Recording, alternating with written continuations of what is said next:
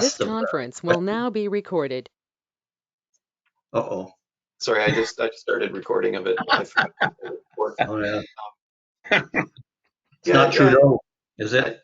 I Monitoring our. was hoping, yeah, and that does kind of tie into what I've put together, but I kind of wanted to make it a more a little bit more of a broad talk on the whole thing, on how to manage, like how to get it on your, like how to choose waypoints, how to get the data onto your computer, how to round it up, how to get it on your instruments. It's like this whole big thing that a lot of people probably have trouble going through. So yeah, but yeah, I think it's a whole big process that hopefully I can shed some light on. And I mean,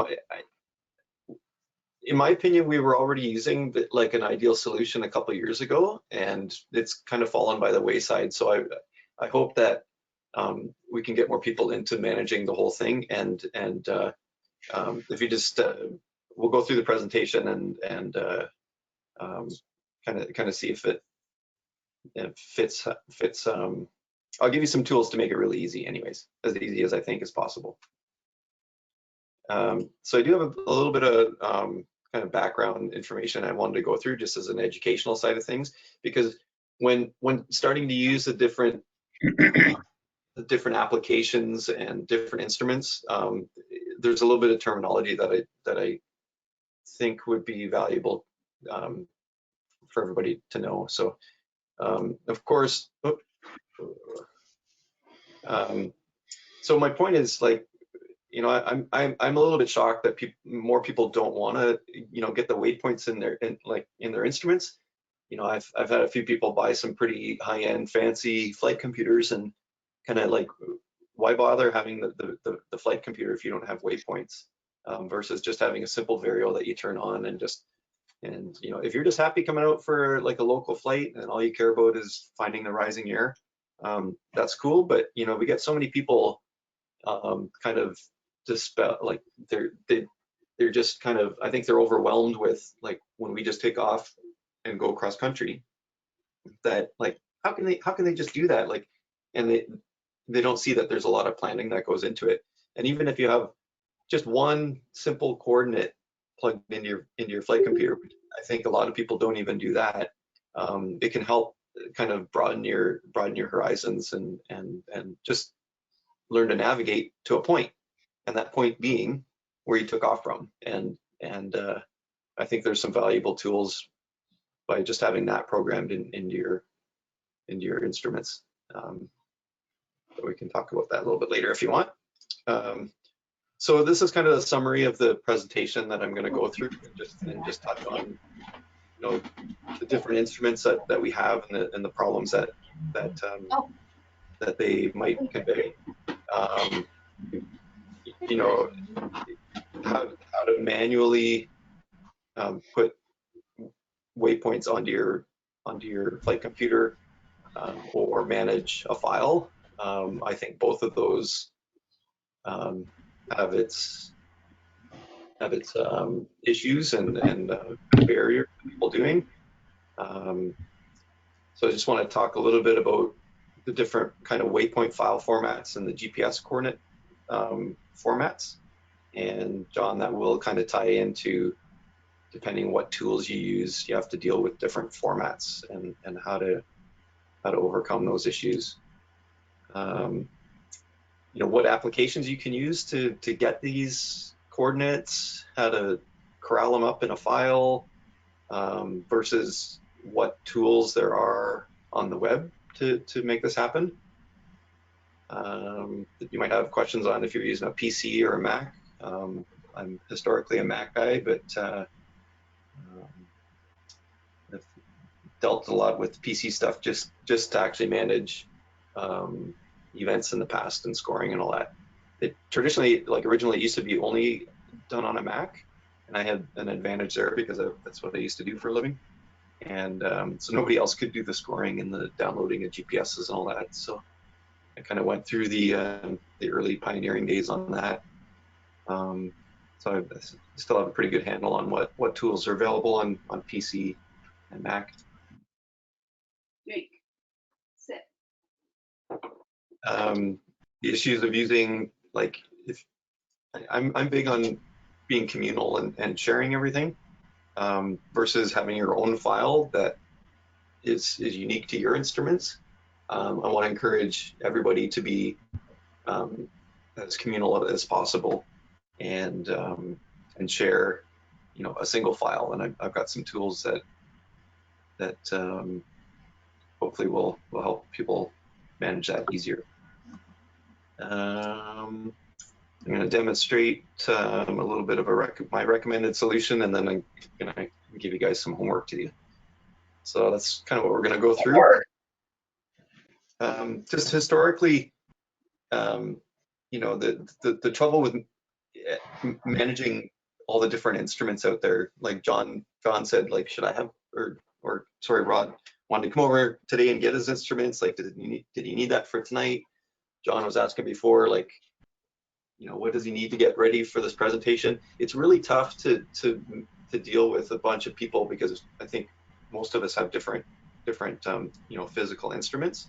I started doing all this kind of stuff in the late 90s when GPSs first kind of came onto the hang gliding scene, and back then everybody had the same brick of a Garmin GPS. There was no flight computers with GPSs in them. Back then they were a separate thing that you had to plug your GPS into your flight computer then to get that information traveling back and forth. So it was actually a lot easier, because everybody only had the Garmin 12 and only a Mac had the software to talk to it. So it was kind of simpler back then. And then in the 2000s, pretty much everybody moved to the Flytech 6030, and it was quite simple after that too, because it was pretty much that was the only brand. But now we have like Flytech and Navitor and Flymaster and Digifly and apps on their mobile phones and everything. So it's gotten a lot more complicated. So what I want to focus on is getting that kind of generic file that everybody can put together, and then, like, if you have questions on how to get it onto your specific flight computer, I can definitely help with that. Maybe have questions at the end on that, or I can help you another time on how that works. But and then there was the issue of different cables too, with all these different GPSs and stuff, and so that makes things a lot more complicated. Originally, no one had to learn to do this stuff, because that's what they expected of event organizers to do. But now it seems to have gone the other way. You see that, like, Davis, when he runs his meets in Florida, he's got the files up on the website, and he doesn't want to have to be on the hook for loading up everybody's instruments. He's expecting the community to help each other, and kind of get together with those people that have the similar instruments as you, and get it loaded up before the event, so he doesn't have to deal with that. So you can get waypoints onto your instruments manually, just by punching them through the interface, but like the interface on our instruments aren't very good, and it's a pretty tough thing to do. At the early events, we would only have a few points and load it up on everybody's GPS, but often that would cause a problem, because we'd go up to launch, and the task committee would want to design a different task, and we wouldn't have appropriate turn points. So there was times where we literally pulled out the map and picked the coordinates off a map, off a topographical map, posted it on the task board, and had everybody like punch them in manually. And you wouldn't believe how many errors that brought upon everybody. They would huge chance for human error, and there's various different GPS formats, which I'm going to touch on briefly as well. So the whole manually entering of coordinates is, I mean, it still can be done, and that's how people do it if they don't prepare ahead of time, but definitely don't recommend it. So now, as you can see now, when you go to Florida, they've got, they just keep adding and adding and adding every year, And you know, I think their track log file is like 160 turn points, and that's so they have, you know, ample turn points in every direction to choose from to make task selection a little easier. You do have to watch it on the Digifly rod that it does, if the waypoint file I think is over 99 points, it won't read the whatever's after 99. So you might notice that on the list of waypoint files that they provide a separate one for Digifly users. These are the kind of things that you have to get to know with your different instruments. And now, of course, it's I think a lot easier. So it used to be like only one guy would know how to do all this, and now most of the competitors know how to do it all. So once again, just prepare ahead of time. Okay, so just so you know, when you're seeing data come out of these applications, that you can kind of understand what you're seeing, that there are, just to confuse things even more, there are a number of different GPS coordinate formats. One that's like the easiest to understand but the least used is called UTM, and it's pretty much meters from the Earth's center. And if you're interested, there's a kind of an explanation of it. And so it's simply like two sets of numbers, and they're, like I said, positive and negative numbers from the Earth's origin. But what you're most likely used to seeing is of course the lat and long, latitude and longitude style coordinates. But even those, they come in a lot of different formats. So there's another link to kind of explain if you want to read more about it. But in general, you're going to see them in a format of numbers, and they're referred to as degrees, minutes, and seconds. But there's, I think, 4 or 5 different ways of reporting those. So that's an example of degrees, minutes, and seconds. So degrees here, minutes, you can, with the single quotation mark for minutes, and seconds. And then they also have like a north or south on the first set of coordinates, and each one is a pair, and the second one is the east or west. Is that the standard method? I would say there is no standard.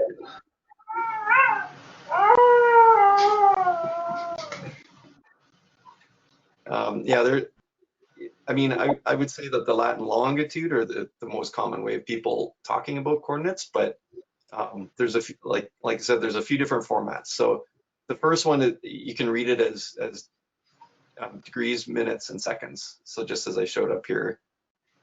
So this is read like 41 degrees, 24 minutes, 12 seconds north, 2 degrees, 10 minutes, 26 seconds east. All these examples are, you know, the same coordinate, just in different format. The second one, as you can see here, is read as degrees, minutes, seconds, decimal seconds. And here's that same kind of coordinate with, you'll notice here that it's, instead of 12 minutes, it's 12.2 minutes. And this is what you'll see in Google Earth format. So next is degrees, minutes, decimal minutes.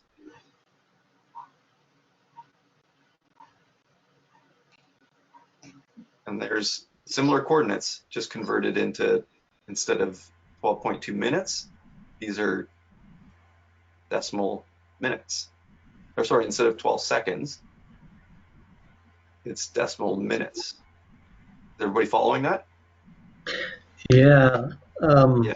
So, and just to touch on that too, so how it works is in every degree, there's 60 minutes.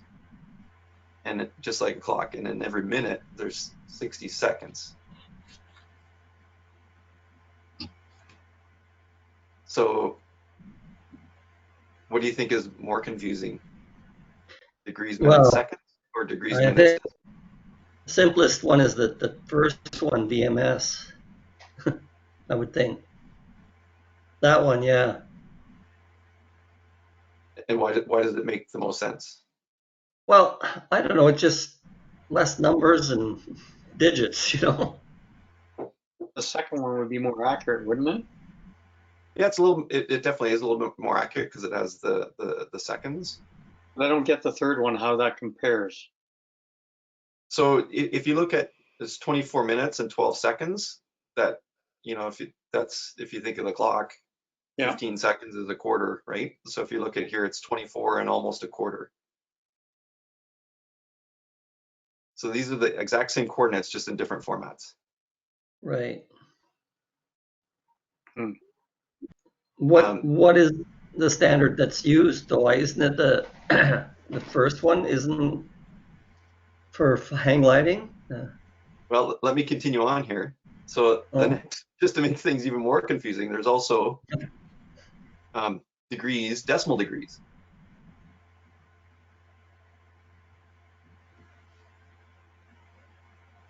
So that same coordinate looks like that. Oh. Oh, that's what we want, more confusion. Well, is this more confusing or is it simpler? Because look, we're starting to lose 21. these. Well, I see, Yeah. yeah, I get it now. We're like losing the north and east, right? So positive numbers are north. If this was 41 degrees south, it would have a negative. Positive on the second part, positive numbers are east. If this was a west coordinate, it would be -2 degrees. And then you'll notice here on the degrees, decimal degrees, if you compare it to this one, 24 minutes is slightly less than half. So there you go, 41 and slightly less than half. Yeah, I kind of get it now because the other one you're comparing it in minutes, so it's almost 25 minutes out of which is close to half an hour. The other one's 0.4, so that's getting close to halfway. 0.5 would be halfway. Like I said, all of these coordinates are the same point on a map, Right, just in different formats. right. They're exactly the same. Yeah. I can see it now, and I can see how the last one would actually be simpler. I agree. Like, I think this is the simplest, and you'll also notice that that's the format that Google Maps use. Like on your phone, if you pick a point on a map, it's going to give you degrees, decimal degrees. So my point in bringing all this up is, every GPS unit back in the day, or every flight computer that you use right now, every application that you use to manage the waypoints, and every mapping tool you use to get the data off of it are going to have different formats. So it gets very confusing. So imagine, back in the late 90s, when you had a driver with a handheld GPS that had to punch in the coordinates manually, and then a pilot lands and pulls up their screen with their coordinates and gives their driver the coordinates, and back then it was on the radios.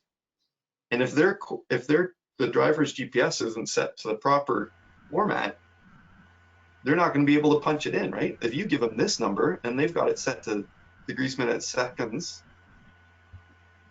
they're going to be confused, and they're going to punch in the wrong numbers, and they're probably going to punch in 41 degrees and 40 minutes. Yeah, way off. Yeah. And believe me, it's happened, right? So it was really confusing to Lana when I would call in with my coordinates and try to get her to put it into the auto GPS, and the numbers and figures didn't match. And I didn't understand any of this in the first place, but I understood more than she did. And trying to get her to program it in and find me was terrible. And that's when we came across that Life 360, and she was just able to look at that and follow it. Exactly. So we're almost preaching to the choir here with you know, today's technologies, but even that, like when you had your Garmin car GPS, right? That's what you're talking about. You looked at probably your 6030, which was set to a different format than your car GPS, and Yep. it's like speaking a different language, right? So what you should have been doing, Mark, before you flew was find out what coordinate format your car was in and change your 6030 to that so you could give Lana the proper coordinates. Yeah, and I had no idea how to do that. Yeah. See, we should have had this presentation years ago. It saved your marriage. For sure.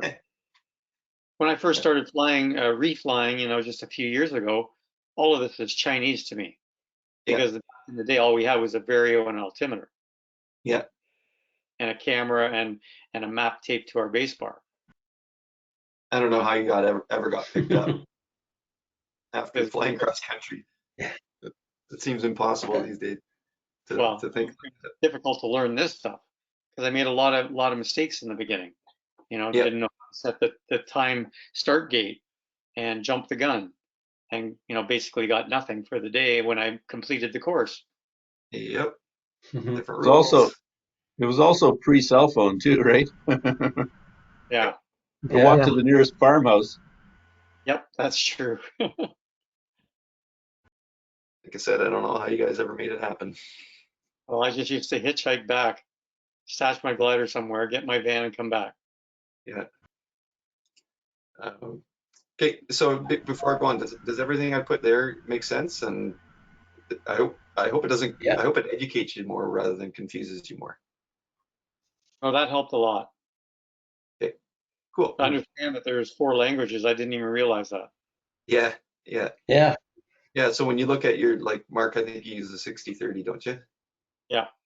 So when you go through your file, your GPS coordinate format in the preferences, you'll see things like these letters or letters or these letters. So that's what it's talking about.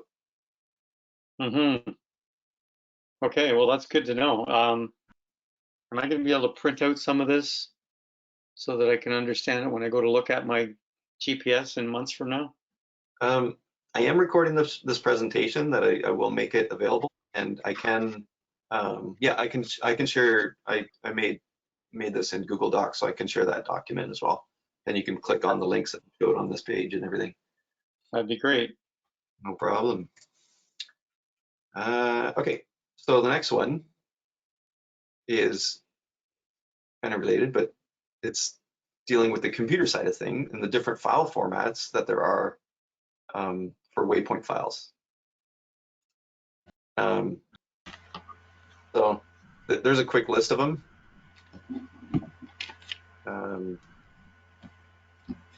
You don't really have to know them that well.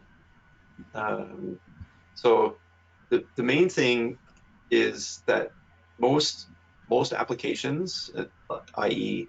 most instruments, they understand the WPT file format.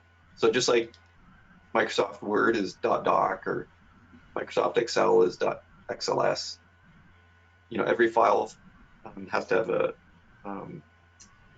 file suffix, so your computer knows what application to deal with that file. So that's where we get these suffixes from. So when in doubt, go for the WPT file. Some instruments like Digifly, they have a different file format. KML is used by Google Earth. CUP is a flying application called CU. It uses that. GPX is I think a old Garmin standard that's fairly generic. But these other file formats, they might just add some very specific information to add functionality to their software or their devices. But most of them will use WPT as well as the kind of generic file format. So it was pretty brief on that, but does everybody get the gist of that? Yep.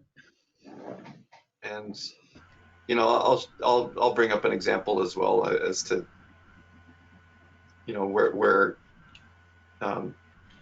targeting the WPT file would be important to remember. That being on the Airtribune event listing. They have all those files at the bottom, so that's usually the WPT file that you'd be looking for. So once again, we're getting a little closer here as to how to manage Waypoint files. You do have a couple options. One is using like a dedicated application on your computer, and then the other is there's some web-based tools now that I think makes it a lot easier to collaborate on them. So once again, most devices have their own way of dealing with it. So to get your flight instrument, which until recently are fairly kind of dumb generic boxes, so to get them to talk to your computer, you need a cable and you need some software on your computer to get them to talk. So the classic one is Flytech used Flychart. Digifly uses their DigiTools. And now like John Pop, his Flytech Element, it doesn't have an application, but you can like drag and drop files onto comes up as a USB device. So that's becoming more popular these days. Nice and simple. Yeah. Well, hopefully simple. Like for you, John, you have limited buttons on your screen. So the interface to like do things with those files is a little bit limiting versus everything on I'd say the higher end flight computers, everything's done on the computer, and then you just push it out to your instrument. So but it's all on what you prefer, right? That might be similar or simpler for some people and more confusing for others.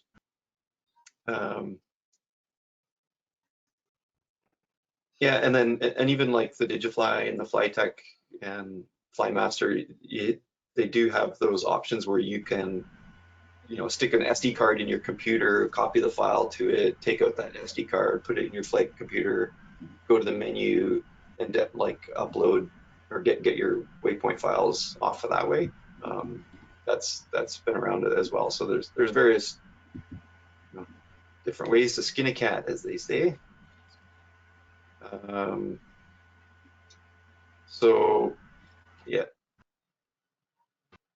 this is just reiterating the different instruments that you guys might have. They all can make those WPT files work okay. There is a generic app called GPS Dump there might be another one. I haven't used them in a while, but there's also, oh yeah, there's another application called GPS Babel, and I think the Babel comes from the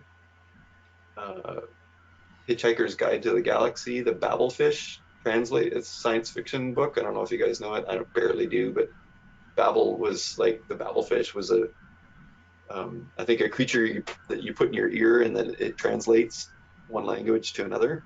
So what this application does is you can take a Waypoint file in a different format and change it to another format so your tools can use it. Once again, I think we're past that we don't really need to use that anymore, but that is out there.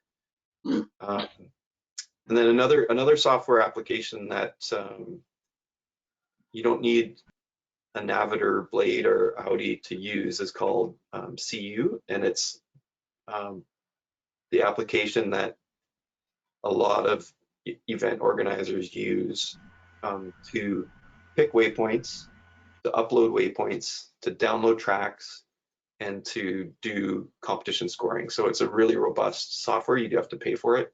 But also allows you to analyze your track logs in great detail. See glide ratios in between 2 points, average climb rates between 2 points, things like that. So if you're really keen on digging into, increasing your performance, that's really high-end more complex application. Not too much on this, but just to point out that you know, there are differences between PCs and Macs, and now people are using, you know, direct from their mobile phones to their instruments or applications on their mobile phones. USB or drag and drop kind of work on both Mac and PC. Digifly's apps are on both Mac and PCs. The fly chart for the 6030 is PC only, and GPS dump works on all three, even a mobile. I think they have a mobile app as well. Okay. So like I said before, I'm a big believer in these days of kind of working as a collaborative group versus just porting your own file and not sharing it with other pilots. So share as much as possible. I think it sucks when you show up and say, "Oh, I want to fly to point, you know, whatever you want to name it," and nobody else has that point. Then it's like you're speaking your own language. And if we can collaborate more, then we can get more new people on board. And I'm going to show you as well how to access and edit these communal files. Okay, so solutions, we already talked about. You can do the manual thing manually. You can manually pick off coordinates off a map. UTM was the easiest way to get accurate numbers off that grid and mid grid, because it's all, you know, it was all decimal meters. But it was so we used that for a little while, but definitely going back to the kind of manual format is, like I said before, it's just too many errors, too many human errors. And you know, if a competitor plugs in a wrong GPS coordinate, they could be flying in totally the wrong direction on course line, or they could miss it even by a few meters and not get credited for making a turn point. So let me show you. This is Digifly Air Tools. So this is just an example of, you know, even like FlyTech fly chart and the GPS dump, they all look kind of similar as to, this is a waypoint list. You can see here I'm in the waypoints tab. And this would be a list of coordinates. So simply by double clicking in this box, it would bring up the fields to fill in manually. Like if you wanted to pick points off a map or off Google Maps or Google Earth, you could plug all this information in manually. So once again, and it's important to put in like the altitude of that point, how much it is above ground level for our flight computers to calculate final glides and stuff. But once again, these applications, and you know, this is Digifly's like current tool, that when you're putting in the coordinates, like they haven't even really put what file format, those GPS lat long formats that we just talked about. So it's pretty confusing that if you like get a list of numbers, it's like, what box do I put what numbers in? So it's a little bit disappointing. And I'll just show you here that in every application, I'm going to click on the set options button in the top right here. That once again, it allows you to pick just like I showed you in that slide about what format or what language of coordinates. So you see, if I go back to creating a new file there's like 3 spots. In each, the latitude, there's degrees, minutes, and I think decimal minutes. That's what we were on. But if I click on the degrees, minutes, seconds, decimal seconds, go to create a new waypoint, there's now 4 spots. Nothing is showing up on my screen. Oh no. Oh yeah. Yeah. You guys see the air tools around. Yeah, there's a separate box that pops up, but I see a little preview of what you guys are seeing, but I guess it's not showing. Anyway, dang it, that's not showing up, eh? Let me just try one other thing. Oh, there it is. Now it's showing up, right? Yep. The separate Yeah. box. Yeah. So just to go back there, each application that's used to manage your flight computer will have the ability to change your options and change your coordinate format from degrees, decimal degrees to degrees, minutes, decimal minutes, degrees, minutes, seconds, decimal seconds. So once Is again, it make sure. enlarge this? I can't hardly see it. It's very small. Man. Put your other glasses on. Yeah, I don't think I can. You're gonna have to zoom in manually. Get your face closer to the screen, I think. I don't have the ability to zoom in. I don't think so. I'm trying. I know Can't there's find a magnifying glass. actually, hold on, Mark. I think there's a way I can do it. Actually, I found a magnifying glass. Oh, you got one. That's my manual.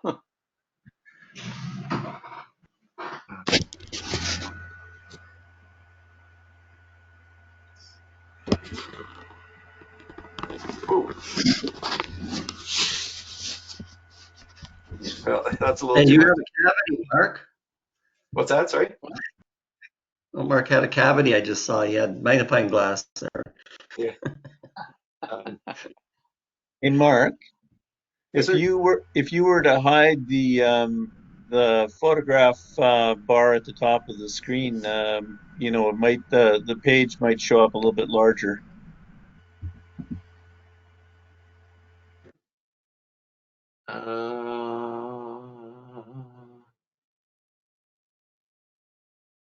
But I think it's really the principle of it more than anything else. These guys don't have the Air Tools screen, that, or that is true.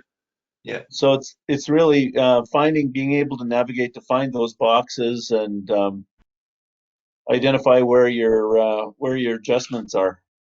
Yeah. Yeah. And honestly, guys, if there's another, if they're outside of the session, if you're like, that's part of your homework is to take a waypoint file and get it onto your instrument. If you're having troubles with that, what we can do through this same webinar tool is I can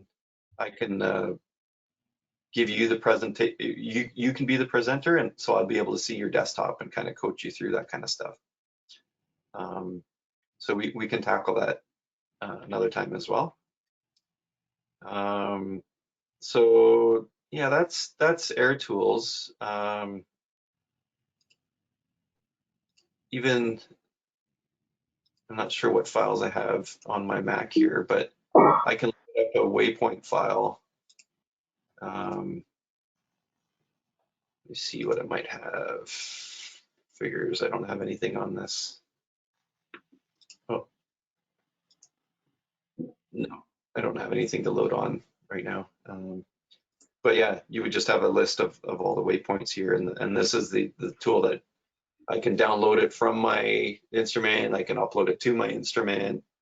So it's especially for like 60/30 users like Bourbonnais and Ken, and well, Rod's going to be using a Digifly, so that you'll have to get used to kind of this interface as well to get points onto your instruments easy.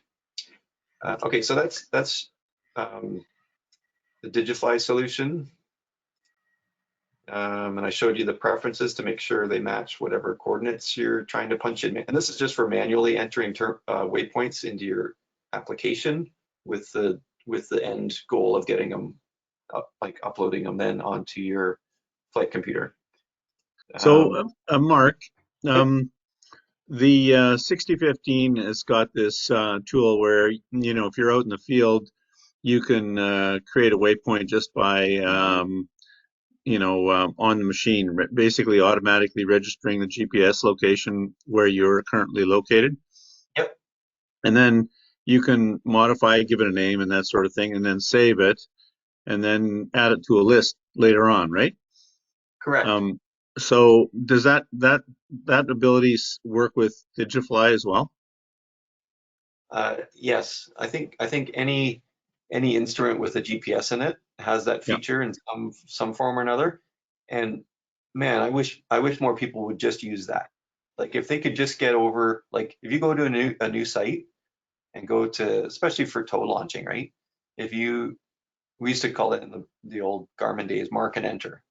And and if you could mark and enter, like i.e. add the current GPS coordinates and altitude into your flight computer when you go to a new site, and then tell your instrument to navigate to that point, then it knows exactly how much height and where your landing point is. So, I mean, I am kind of speaking or preaching to the choir here tonight because all of you are kind of, you know all that information, but you know, for people that want to dabble with going cross country for the first time, I think that is like the first step to navigating, because then you can start venturing away from your home field and look at your instruments, and it'll tell you you have to go, like, to get home, your home is in that direction, the arrow is going to point you there, it's going to be this distance away, and you know, depending on what instruments you use, it'll say you need 12 to 1 to get there. And most of them give you what glide ratio you're getting at that point. So if it says you need a 12 to 1 and you're only getting an 8 to 1 right now, as you point back home, you're not going to make it. Or conversely, if it says you need a 12 to 1, or if you only need a 4 to 1 to get home and you're gliding at a 12 to 1, then why don't you go venture off a little farther and go exploring a bit more, because you've got extra height to get back home.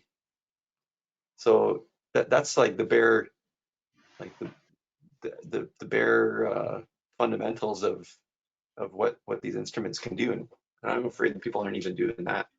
Mm-hmm. Mm-hmm. Yeah, for the Digifly, their interface could use a little tweaking as well, but I have to look up for you as well. But apparently that's a new feature as well, that on one of the pages, if you just like long press OK, it enables all of that. It takes your coordinate and navigates you to that automatically. So it's just from a certain page that happens. Right.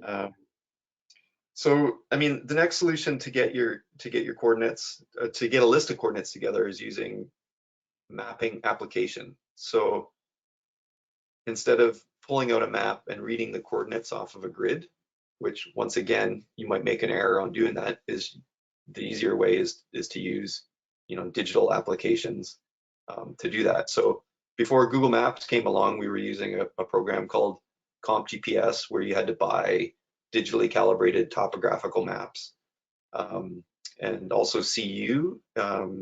You get a subscription that it downloads, you know, maps, digitally calibrated maps for your area, so that you can simply, you know, point and click on the map and pick a point. So once again, since you're still using a separate application, you still have to save that file and figure out how to distribute it. But I'll show you the better solution, which is Airtribune, which I think is the key solution. Actually, I didn't touch on as well. I want to show you obviously two other really cool tools to get the information that everybody has access to is Google Maps. So simply by clicking on anywhere on the map,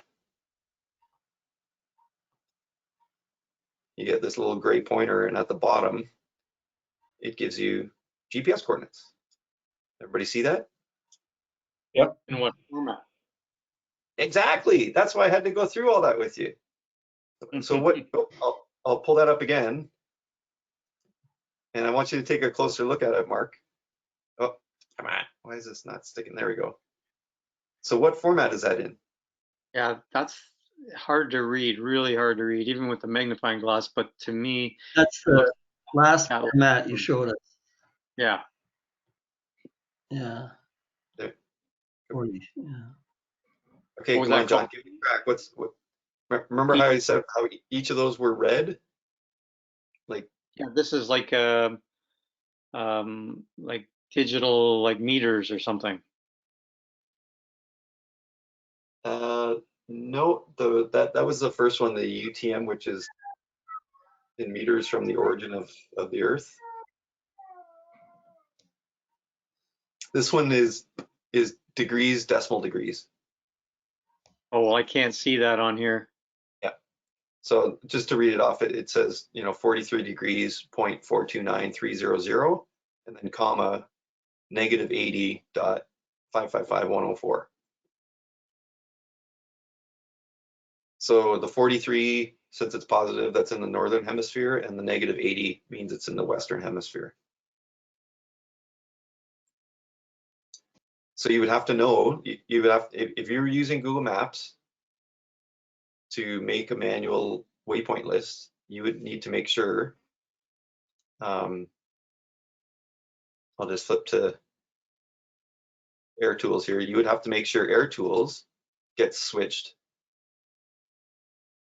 Oh, actually, hold on. Sorry, you're not seeing that. Okay, now you're seeing that. So I flip back to Air Tools, and if I go into the options, you'd have to make sure that your coordinate format is set also to degrees dot decimal degrees. Mm-hmm. Does that make sense? Yep.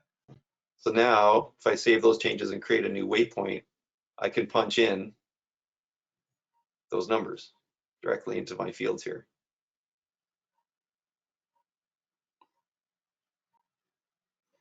So you Make need sense? you need this Digifly Air Tools in order to create a waypoint for a database, right? So only if you're using a Digifly instrument. So Oh, okay. the Flytech 6030, you would use Flychart, and then for yourself, you would use that GPS dump application, John, to create a Which one? GPS dump. Oh, okay. So they're all separate little pieces of software we have to get. It just depends on, yeah, it just depends on, like John, since you don't have a flight computer, yours is the Yeah. Element, it doesn't have an associated application to go with it, so you would use the generic one. But I am getting to it, but I'm going to make it simpler that you won't even have to use that application. Oh, okay. That sounds better. You're liking the sounds of that, right? Yeah, But big time. I just want this to be generic so everybody, if like, you might want your own like file format or your own list for whatever reasons, and these are the tools that you would use to manage that. Okay, so that's Google Maps in a nutshell. So simply, drop in a pin. You can do this on your phone as well by long clicking on your Google Maps app, and it will drop a pin, and you can get coordinates like that. Yeah. The other tool is Google Earth. So I just flip to Google Earth, and so when not sure if you can see the little hand pointer. Yep. Wherever you put it on the map, Yep. you can see it's in small print right at the very bottom. As I move my pointer around, the coordinates do change. Well, the bottom right-hand corner. Yeah. Yeah. And once again, they're not in the same format that we just saw, right? No. What format are they in? It's 44 degrees, 0 minutes, 51 seconds, 12. I don't know what the 12 is. Decimal seconds. Decimal seconds, yeah. Yeah, you got it. Awesome. That's good that you picked up on that. And once again, in Google Earth, you can change your preferences. Oh. And here again, here's just your Latin long. You can change it to whatever one. And here's that even that UTM that I talked about before. Oh yeah. Oh, that's in Google. What do you click on in Google Earth to do that? So sorry, I'll go back to it, but I just changed it to UTM, and you can see I Yeah, did an example of the UTM format. right. So Yeah, yeah. in Google Earth, you can go into your preferences. Uh-huh. I'm on a Mac, so it might look a little bit different for yours. And then it's in this one, it's the first tab in the preferences on 3D view, and there it Right. show Latin log. So I'm going to change it to decimal Degrees. degree, which is what they even call it a little bit different, right? But decimal Yeah. degrees. So that will change it to the same format we had in Google Maps. Oh, okay. The nice thing about Google Earth is it also gives you the ground elevation, which Nice. Google Maps does not. Oh, really? Yeah. So if you want to include elevation data in your waypoints, you should use Google Earth. And once again, that's in feet. Even those applications, they're gonna be specific to metric and imperial. So somewhere in here, units of measurement, here's your feet, miles or meters, kilometers. Yeah. So now let's change it to meters. So that's a preferable one to use is Google Earth then, as a standard. Yeah, because it gives more information. Okay. But I think easiest is change it to degrees, decimal degrees, and whatever you do your navigation in. If you do your navigation in like number of kilometers to your turn point, metric or imperial, but I like metric, easier math. Yeah. Base 10. Okay. This is near where we fly, isn't it? I recognize that racetrack. Yeah, that's us. Is it? Yeah. Okay. That's Rick's. There. Is that us there? Yeah. Oh, okay. Yeah. This is the track from one of our flights last year. Okay. So that's east. That track is east of us, I guess. Northeast of it, or No, fairly east. northeast. Yeah. You can. Where's our field again? Just put your mouse where our field is. Right there. Oh, right there. Oh, okay.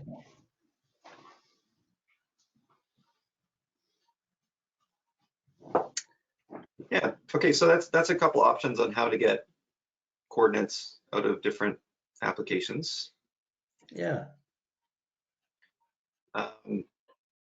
But so my favorite is Airtribune, and like I said to you before, I think I mentioned before, it might have been just when John and I were talking, that that's a solution that I had working a few years ago when we made an Airtribune event for SOGA for the whole year, and honestly, it manages everything. So you don't need an application on your computer to do all this, and this is for making waypoints, making the waypoint file, and making tasks. Airtribune does it all, and I'm going to show you how. So you don't need an application on your computer. It's all web-based. There's nothing to install on your computer. You don't even need an app. Well, John, you wouldn't need an application, but if you're using a 6030 or Digify, you still need that tool to get the information from the computer to your instrument. You don't have to worry about all these file formats because Airtribune takes care of all the conversion. So I'm going to show you an event in Airtribune. So this is the Airtribune webpage that we're probably all used to using for event registration. In the past, I have purchased events. So I have this extra icon on the top right for administrating. Actually, I think everybody does to access their profile. I have one that says my events because I'm an administrator for certain events. So I'm just going to show you the back end. So in hang gliding contests, these are all the ones in the past that I've been involved with. And so back in 2017, we had the SOGA 2017 XC League or whatever. So here's the event live on the Airtribune page, and we use it for like 6 tasks throughout the year. So this looks just like an event registration page that you're used to using. You click on the info tab and scroll down. Here's all the downloads. And Airtribune generates all these files automatically. And I'll show you how it gets this, but it has all the different formats. So here's your the WPT file. Here's that CU cut file, that GPX file. If you want to put it in Google Earth, there's a file right there. So it gives all the users options as to what they want to view the waypoints in. Like, so before the event, if you want to see it in 3D in Google Earth, you can click on that file and it'll open up in Google Earth. So this is what the general public sees. So going back to the admin side of things. So this is where you set up an event, you know, what people see, the info, the URL that they go to, the start dates, time zones, all that kind of thing. Manage your participants when people register. This is what the admin would see. Your days and tasks. So this is where you go to create a new day and add a task. Your results. They have staff tracking, so you can have your drivers in there, and you can manage who's picking up who. But the key one that I wanted to show you was this one called Waypoints Planner. So if you click on that, it opens up a map of the area. Right. Now, you had done this, didn't you, Mark? You set up all those waypoints? I did, yes. Yeah. So as a starting point, you can upload a waypoints file. So on the left here, you see upload waypoints file, and when you know it, it's a WPT file. So if you already have the .wpt file on your computer, you can import those into this view. If you don't, you can create new points. And it's the simple, interface that we're used to using with Google Maps.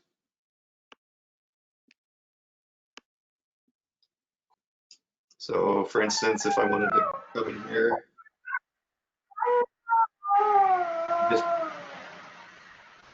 just pick any old random, Right. just any old random location. Eastbridge Green. Just any old. So you want to do Eastbridge? I don't know why I would pick this this there's one. my place. That's John's house. Yeah. So I'm zoomed in there. There's a button over here called Add Point. It drops a point. It drops a marker. And then you can drag that along. And then you can label it. You label it in comments or up a name. Oh, name there, yeah. Right here. I see. And look, it's already picked the altitude in meters. Oh. And look, it's already got all the coordinates in degrees, decimal degrees. Yeah. Yeah. But this is Google Maps, you said? This is using Google Maps, but it's within Airtribune in their admin side. Right. So simply by closing it, and then it should be, now this is on the left-hand side here. There's John's. There it is right there. Yeah. So now when someone wants this whole file, that's already in it, added in and updated, eh? Yeah. Exactly. So I'm gonna hit save in the bottom left here. So now if somebody comes to the Airtribune event page, and right now you'd have to hit refresh, but in the background, Airtribune's taking care of that, and in all of these files, it's added John Pop's coordinate to those files. Yeah. Okay, now the other caveat to this is that like you need to buy the event year from Airtribune, and they're able to do this. Yeah. Like in 2017, I paid $76 or something to Airtribune to have the event page or whatever. I can't remember how it worked, but you pay but them if you for. don't, yeah. But if you don't, Hey, Mark. if you don't pay that, you can't do this, right? That's right. But like, Yeah. you know, what did I just show you there? How easy is that, right? Yeah, it's amazing. So, Rather than Mark, using- is that Rather than is using that Google le- Maps, Google Earth, and all these applications and distributing the file, I'll email it to you, right? It's all there. So I think it's a steal if it's $76. I thought it was $100 or something like that. Yeah, I forget what it was. It was somewhere around between that and 100. Yeah. Yeah. But I think it worked really well, and I think we had I think we did it for a couple of years. I think I paid for it the year before that in Yeah. 15, right? And Yeah. I think it worked really well. And I think it Yeah. took away a lot of the, you know, the managing of all these files, right? And other than getting, you know, it can't be easier than coming to here and downloading a file onto your computer. Right. It can't be easier than that's that. right. Yes. And then it's just teaching people how to get it onto their instruments is the next thing. But that's the next step. But as far as administering all this stuff goes, like if you look in here, hang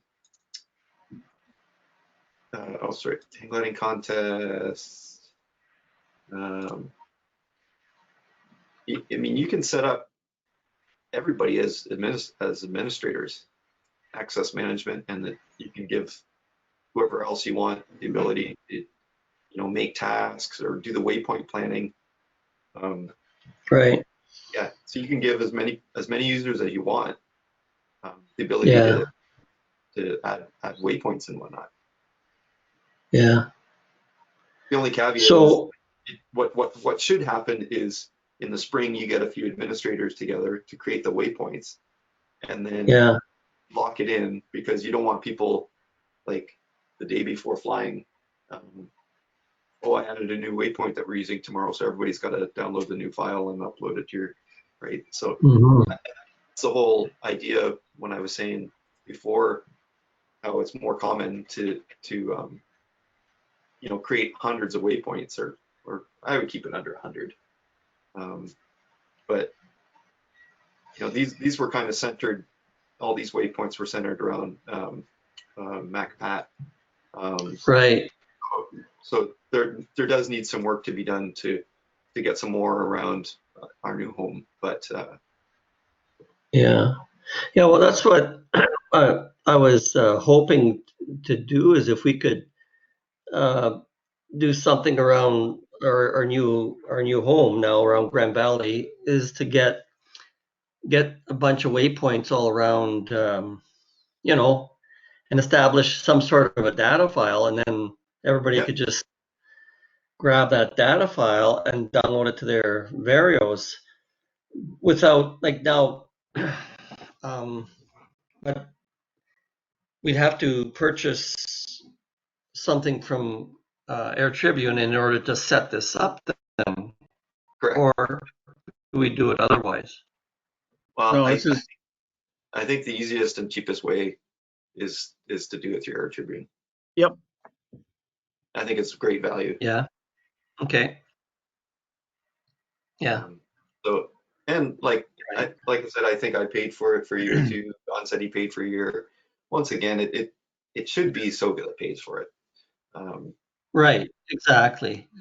And then what I didn't realize when I bought it is that what you're supposed to do, I guess, is have whoever wants to be using Airtribune, they should, you know, send $5 or $10 to you, right, to help pay for the cost of purchasing it from Airtribune, right? Yeah. Yeah. Yeah. Well, usually you get it from people registering for the event, but right. But I'm thinking if there's no we don't have an event specifically, but let's say you have this database that you say, and maybe 2 or 3 guys come out to the field and they say, well, let's do a task, maybe a triangle or out return, whatever, and then we can all pool from the same database and just say, okay, let's go to, like they do their quest, right? Go to T395, then over to the T999, and then over to Mascot, and then to Central. You know what I mean? Yep. And that's And exactly what I'm doing right now you can just live. set up your own little tasks. So here on my screen now, I've started a new task in that 2017 event. And here you can set the takeoff, and here's all those waypoints, and probably there's pop, and it pops in there twice. Right. Well, we'd be taken off at, well, what was MacPat was in there probably, or Right. I think it was just called SOGA. So take off at SOGA, we'll go to Brussels, and then we'll go to Pop's place. Yeah. And then we'll go to Instinct. Right? So that's the task. Yeah. Yeah. And then that goes live. People can see it, and then you also use Airtribune from your phones to live broadcast, and you see everybody that's flying that day. Right? That's all broadcast live with the task map. Mm-hmm.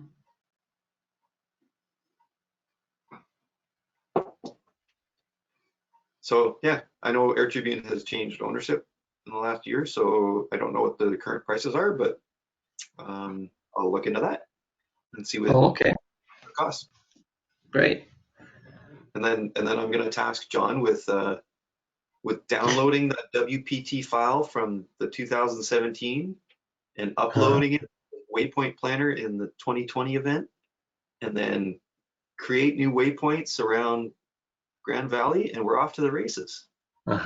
Okay. And we'll have our own green swamp. Yeah. Around Luther Swamp. Yeah, Luther Swamp. But now we've just educated John on how to do it all, and he understands all the waypoint format. No problem. Yeah. Well, you can rewatch this recording and We trust you, John. Hey, how do I get wrapped into this? Hey, you asked the question. See, that was my next point. Everyone can be an administrator, and not only can you be an administrator, is you can delegate. Is like if people want to learn and want to create different routes and different waypoints, is you can set them as administrators on Airtribune and get them logged in to the waypoint planner. It's an all-in-one solution. Mm-hmm. It's pretty easy to set up. Yeah, it's. I was. I set up a few of those routes in 2017, and it's pretty easy. It's. I mean, it takes a little bit to get to know the program, but it's very user friendly, and once you spend a little time with it, it's not a problem. Mm-hmm. John doesn't look convinced. It does take a bit of work. Got to dig into it. So yeah, just some tasks and homework, which like John, I can already hear those questions coming. Right? Is you got to define what tools you need for your instrument. Yeah. So like I said to John, it's well, for the most part, to create the waypoint file, just use Airtribune. And then from there, you're going to be downloading that WPT file, right? Putting it directly onto your element. Yeah, and then you've got it. And enabling those waypoints from your menu on your instrument. That's it. Right. But we can't do that until we buy a subscription for this year, right? Correct. Yeah. Yeah. But once again, if you do that, you're doing the work for everybody, not just yourself, right? Rather than making your own file on your own computer, and then how are you going to share it with Steve Ben in Pickering, right? Right. So this way, Airtribune, it's all done online. The work is all up to date. Steve can download the file at will. Bob's your uncle. All right, so we'll have to get somebody from the bod to get that purchased, I guess, eh? We'll have to pitch it to the bod, I guess, once I find out the cost. And yeah, so you're gonna find the cost out, eh, Mark? Then I'd like to know myself. Yeah, and who knows, we might want to use it for these events that we hope to do this year too. So right. Whether it's a separate event, we can do it all in one. Each long weekend, we're going to have some sort of event, right? So yeah.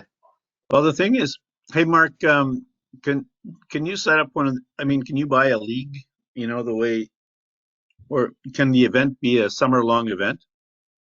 Yeah, that's what Cowboy up in Texas. They were the ones that noticed it. Is people. I was early adopter of Airtribune, and I was buying events for week-long events for a couple of years, and then I don't think Airtribune even realized that, but the one school down in Texas realized, hey, let's just buy it once and then put a start date of January 1st and an end date of December 31st, and we can put a year's worth of recreational tasks on there. And Airtribune at the time, they didn't mind that. They never shut them down, and that's when we jumped on with or when I did it for the SOGA as well, and they never shut it down. So I assume we can still do that.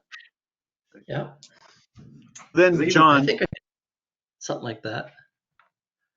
So John, the process is like once you get the Waypoint list set up on Airtribune, and every major event organizer will do that.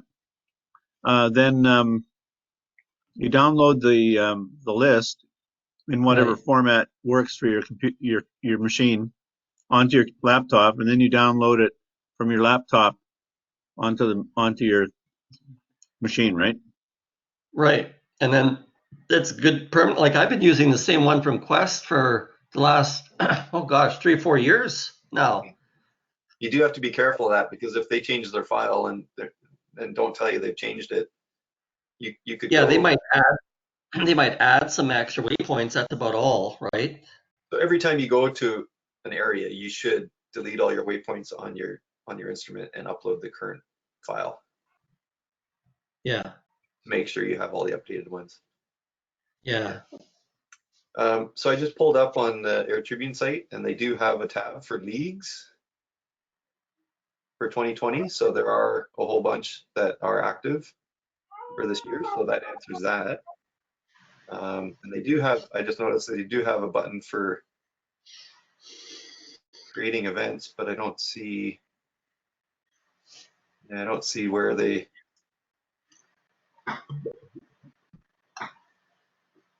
mention pricing. I know before it was a manual process on how, like, you had to create an event and then email them to say how much it is before they approve it. And yeah, that's right. They had to prove it, didn't they?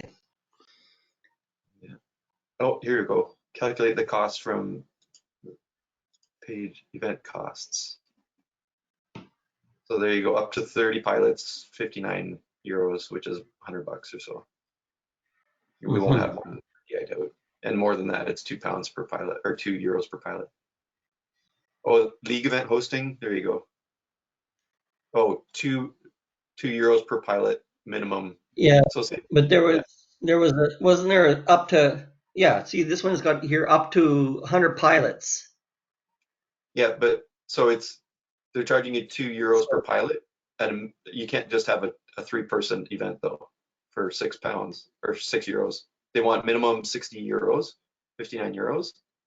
And then, so if you have over more than 30 entrants, it'll be more than 59 euros. But that's for the year. Yeah, and a max of, so we won't go over 100 pilots. No, so, and that's for the year, right? That's not per event. That's for the whole year, right? Yeah, this is the league pricing. It says right here, league event hosting. Yeah, that's what we would be doing. Yeah, for events over a longer period of time, typically non-consecutive tasks. Yeah. Yep. So €2.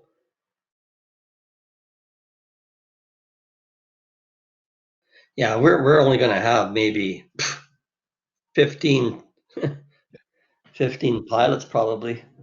But it's still a Maximum. minimum. Yeah, Yeah, it's but still a minimum. it's the best tool, so let's do it. Yep. Yeah. Yeah. Well, we'll get a BOD's approval, and if they and if we need to, we can pass the hat. But I'm not a big fan of that Yeah. either if we're doing it from a club perspective. But um, yeah, or if we want to charge a fee to get in on it, charge $5 or Mhm. $10 or whatever. Yeah. Yeah. Yeah, just to wrap up this presentation, like I said, know how to load it onto your instrument. Typically it's once per year and then you're done, or once per event. The nice thing about the new instruments like the Blades, the Audi, and the Digifly is it has two sets of waypoint lists. So you can have in the Blade or Audi, it talks about different profiles. So you can have a different profile for Florida and it would have a different set of Yeah. waypoints. Sure. Or Digifly has like I think they term it as a comp list and a XC list, like so one for your home base and one for when you travel, so you don't have to delete Yeah. them all. You just So import it. Mark, can you put 100 waypoints in each one of those files, or 99? Correct. Yep. Oh, okay, that's good, because I was thinking, we have to. Okay. Yeah, and then just some more tasks like I mentioned before. Learn how to set your takeoff as a navigation point, so you can at least get used to navigating towards a goal. And that way you can keep, it's one thing that you don't have to really think about then. If you start drifting away, you could just quick glance back if you're navigating back to home and see roughly, if you can make it or not. Next would be learning. That'll be the next webinar. Yeah, exactly. Yeah. Maybe those 2 points there. The last 2 Yep. points would be it. Yeah. No, but this is homework. This is after you get your waypoints on there. The next point is for you to read your manual of your instrument and then ask. Yeah, because like I said, it gets a little bit tough there. If everybody's got different instruments, it's a very hard thing to do in a group setting.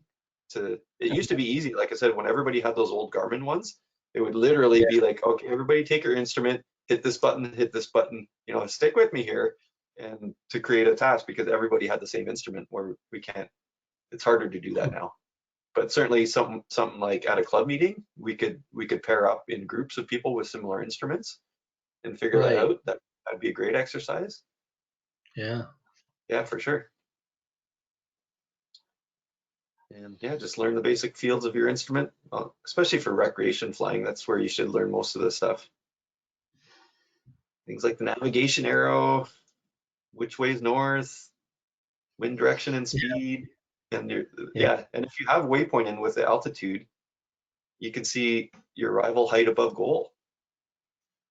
And that's a big thing, right? Like when you're getting it in, like if you're starting to drift, if you're navigating back to the launch and you're starting to drift away, you can see when those numbers are getting, when your margin is getting too small, and you better head back, or if you want to venture out more. Right. That's a good exercise, getting used to gliding towards a goal that you've never been there before. But if you can rely on your instruments for that, give you some peace of mind. Like I've gone on final glide at some comps from 30, 40 kilometers away. You can't even see the goal, and your instruments are saying, yeah, you got it. You can go, and you have faith and start going. Yeah. You can't make it out, but you'll end up making it there. Nice. Yeah. All right. That's the end of my presentation. Good. Very good, Mark. Hold on. Can I ask a couple of questions off topic? Sure, unless there's any questions on topic, but just so we can wrap the kind of formal part up. But I don't think there is. So yeah, go ahead, Mark. Just wondering, are you guys going to be opening your field sometime?